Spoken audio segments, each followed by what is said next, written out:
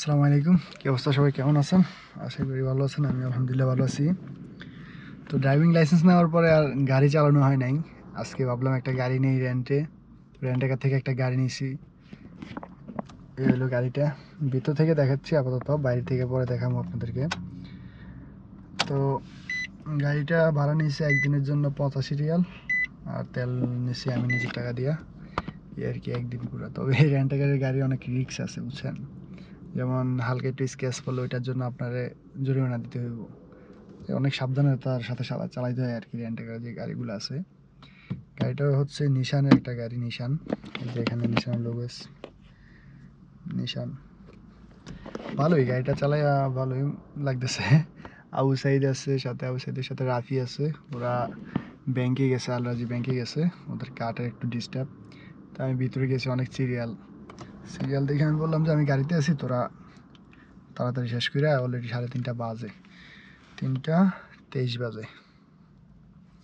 আমি বললাম যে তোরা শেষ করে, আমি গাড়িতে আসি।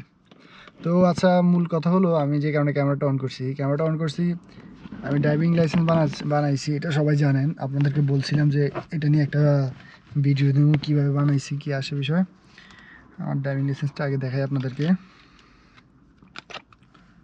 এই হলো আমার ড্রাইভিং লাইসেন্স। মানে এই লাইসেন্সটা আমি বানাইছি নিজে নিজে বলতে, আমি মুক্তব থেকে অ্যাপ্লাই করছি। অ্যাপ্লাই করতে 10 রিয়াল নিছে। তারপরে অ্যাপ্লাই করে ওইখানে গিয়েছি। ওইখানে যাইয়া সব কিছু ঠিকঠাক কইরা আমি টাকা কি জানি বলে, অ্যাপ্লাই পরে আমি ওইখানে যাইয়া নিতে হইব, অ্যাপয়েন্টমেন্ট নিতে হইব যে আপনি টেস্টের। তো অ্যাপয়েন্টমেন্ট নেওয়ার পর ওইখানে যাওয়ার পরে আমার গাড়ি চালানোর জন্য নিয়ে গেছে, দেখার জন্য যে আদৌ কি আমি গাড়ি চালাতে পারি নাকি নতুন, ওইটা চেক করে।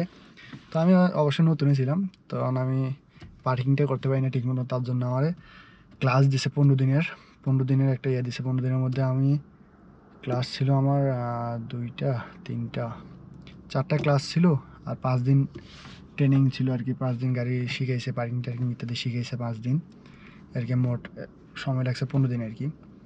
তো যারা পারেন, মানে নতুন না, আগে থেকে পারেন, তাদের সমস্যা হবে না। তাদের সর্বোচ্চ কত 650 থেকে 700 টাকার মতো লাগবে, 700 রিয়াল আর কি, সরি, রিয়ালের মতো লাগবো। কিন্তু আমার ওই পার্কিংটা ঠিকমতো করতে না পারার কারণে আমার লাগছে 1466 রিয়াল, সৌদি রিয়াল। আর 15 দিনে আমি ওইখানে যাইতে হইব। 15 দিন বলতে 2 দিন 3 দিন 4 দিন 5 দিন 9 দিন গেছি আমি ওইখানে। 9 দিন ওইখানে যাইতে হয়েছে। প্রথম 2 দিন একটা ক্লাস ছিল, ওনারা বুঝায় ইশারা টিশারা, মানে সিগন্যাল টিগন্যাল, বিভিন্ন লঘু টঘুর ব্যাপারে বুঝায় যে এটার মানে কি, ওইটার মানে কি। ও আরবিতে বুঝায়, তেমন একটা কিছু বুঝি নাই, খালি বুঝাই গেছে, হা করে তাকাইছিলাম। যাক, এটা 2 দিন করছি। 2 দিন করার পরে একটা কম্পিউটার একটা গাড়ি দিছে। একদম মনে করেন আপনার এই গাড়িটা যেমন এরকম স্টার্টিং আছে, কিন্তু পুরোটা হচ্ছে কম্পিউটার। সাইডে কম্পিউটার দিয়ে আপনার ব্যাকে দেখার মতো যেরকম এখানে মিরর আছে, ওইখানে সাইডে একটা আছে, ওই দিক দিয়েও ছিল। এরকম কম্পিউটার একটা গাড়ি দিছে ওইটা চালানোর জন্য। ওইটা চালাইলাম। চালানোর পরে একদিন চালাইছি ওইটা, একদিন চালানোর পরে তারপরে 4 দিনের দিন আসছে কি, 4 দিনের দিন আসছে আপনার কম্পিউটার টেস্ট। তো কম্পিউটার টেস্টে গেছি। কম্পিউটার টেস্ট যাওয়ার পরে টেস্ট দিলাম, টেস্টে ফেল করে দিল কম্পিউটার টেস্টে। পরে এখানে একটা দুর্নীতি চলে। দুর্নীতি বলতে কি, দুর্নীতি সব জায়গাতে চলে। দুর্নীতি বলতে ওরা কি করে, যারা সৌদি আছে, সৌদিদেরটা ওরা নিজেরাই ফিল আপ করে ওকে করে দেয়, মানে ফাঁস করাই দেয় কম্পিউটার টেস্টে। কিন্তু আমরা আজনবী যাদের আছি, তারা কফিল চাইলে ওইটা করাই দেয়, না হলে নিজে নিজে করে। আর নিজে নিজে করলে বেশিরভাগই ফেল হয়। তো আমি প্রথমে ফেল গেছি, পরে আমি যখন দেখছি যে না, সৌদি আসলে ওইটার একটা পাওয়ার আছে, তো আমি একটা সৌদির গাড়িতে সবসময় যাওয়া আসা করি। ওই সৌদিটার বললাম, দেখ আমি গেছি, আমার ওরা ফেল করে দিয়েছে, আজনবী বেশিরভাগই ফেল করে দেয়। যাদের সৌদি যাইতেছে তাদেরকে, যাদের সৌদি আসতেছে তাদেরকে পাস করাই দিতেছে, ওই আর কি। তারপর আমি সৌদিটা নিয়ে গেলাম। সৌদি যেয়ে বলছে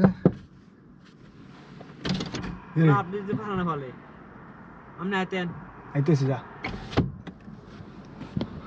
এদের কার্ড আপডেট দেওয়ার লেগে ডাকতেছে। তো যাই হোক, ওই সৌদিটারে আমি বলছি, দেখ আমি গেছি, আমার ফেল করে দিছে, যাদের সৌদি যাইতেছে তাদেরটা ওরা নিজেরাই ফাঁস করে দিয়েছে। পরে আমার সৌদি যাই বলছে, দেখ বলছে যে আমি এদের নফর, মানে আমি এদের লোক।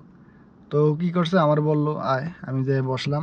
জাস্ট আমি বসেছিলাম, ক্যামেরাটা দিছি, সব কিছু টিপা টিপা সব ওকে করে দিছে, আমি ফার্স্ট। মানে আমি শুধু বসে তাকিয়েছিলাম, কম্পিউটার টেস্ট ওকে, ঠিক আছে। এরপর 5 দিনের ড্রাইভিং আর কি ট্রেনিং। তো 5 দিন টানা ড্রাইভিং ট্রেনিং করছি। পার্কিং টার্কিং শিখাইছে, কয়েক রকম পার্কিং শিখাইছে, ইশারা শিখাইছে, মানে মোটামুটি একটু ড্রাইভিং টাইভিং শিখাইলো। এরপরে গিয়ে আমার একটা ফাইনাল অ্যাপয়েন্টমেন্ট আছে, মানে ওই ফাইনালে টিকলে দেন আমি রক্সা পাবো। তারপরে ফাইনালে গেছি 5 দিন পরে, ফাইনালে গেছি, যাওয়ার পরে একটা ফর্ম দিছে, ফর্মটা হচ্ছে পুরোপুরি আরবি, আর এটা ফিল আপ করতে হবে আরবিতে। আমি প্রথমে কী করছি, ফুল ইংলিশে ফিল আপ করে ফেলছি, আরবিটা গুগলে ট্রান্সলেট করে ইংলিশে ফিল আপ করে ফেলছি। আমি হ্যাঁ দিছি, হ্যাঁ ডাইরেক্ট মানে রাগ, কয় তোর তোর ইয়া হইব না, তোর টেস্ট হইব না, ফাইনাল হইব না, এই সেই কাবজাব। পরে আমি অফিসে যাই, মানে আমি তখন আরবি পাই না, নয় ছয় বুঝলাম যে আমার পেপারটা নষ্ট হয়ে গেছে, আমি ইংলিশে ফিল আপ করে বলছি, আমার আরেকটা পেপার লাগবো। পরে হ্যাঁ আরেকটা পেপার দিছে আমারে।